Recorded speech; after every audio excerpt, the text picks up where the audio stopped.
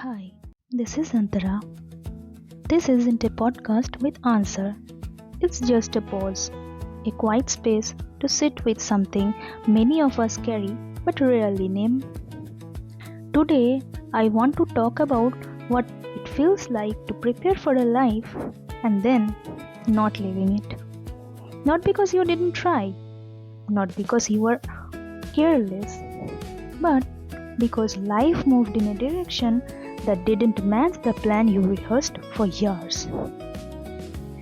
If you are listening to this while feeling a little lost or a little behind or quietly disappointed in yourself, you are not alone here. Let's talk about it gently. Most of us were taught to prepare. Prepare for exams, prepare for career, prepare for stability, prepare for a version of ourselves that looked respectable, secure, and certain. We invested years, not just time, but hope. We imagined ourselves becoming someone successful, someone settled, someone who could finally exhale and say it was worth it. When you prepare for something for a long time, it doesn't stay external, it becomes your identity. You don't just say, I am preparing for this. You quietly start believing this is who I am becoming. So, when it doesn't happen, when the result doesn't come, or the door doesn't open, or the dream quietly dissolves, the loss isn't just professional, it's personal. There is a kind of grief we don't have language for. It's not the grief of losing a person. It's the grief of losing future version of yourself.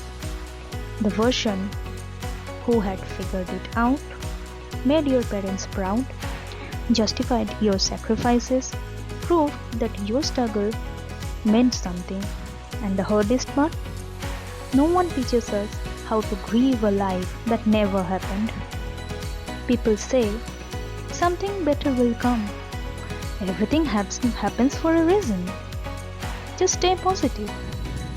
But grief doesn't respond to logic.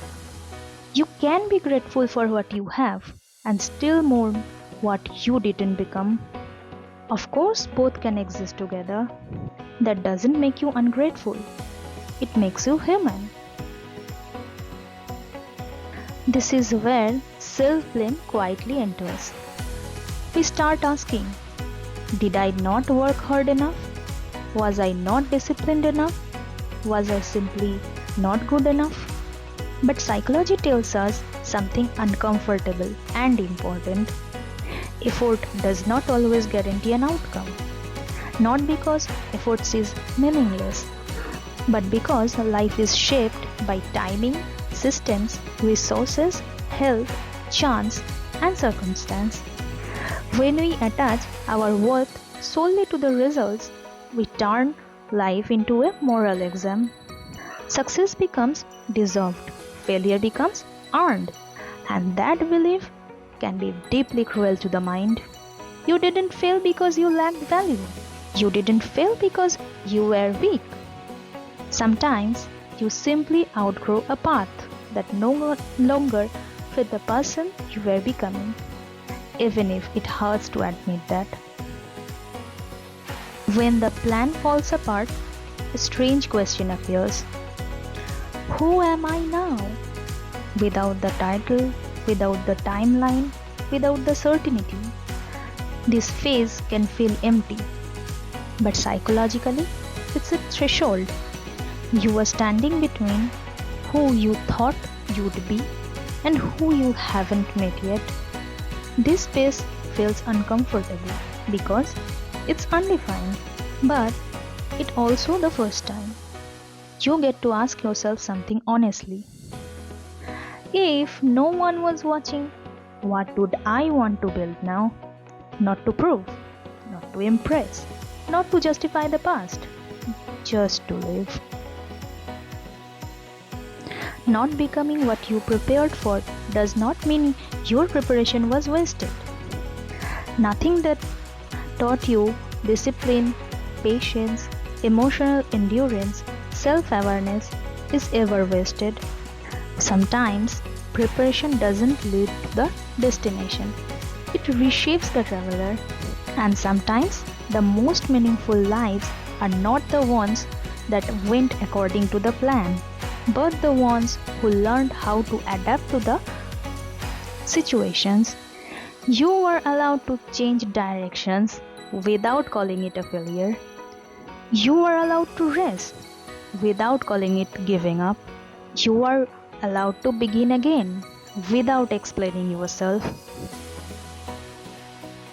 If you are listening to this and carrying quiet disappointment, I want you to know this: you are not behind, you are not broken, you are not a wasted version of yourself. You are someone standing at an honest pause. And pauses are not the end of the story, they are where breathing returns. Take a moment now, just one slow breath.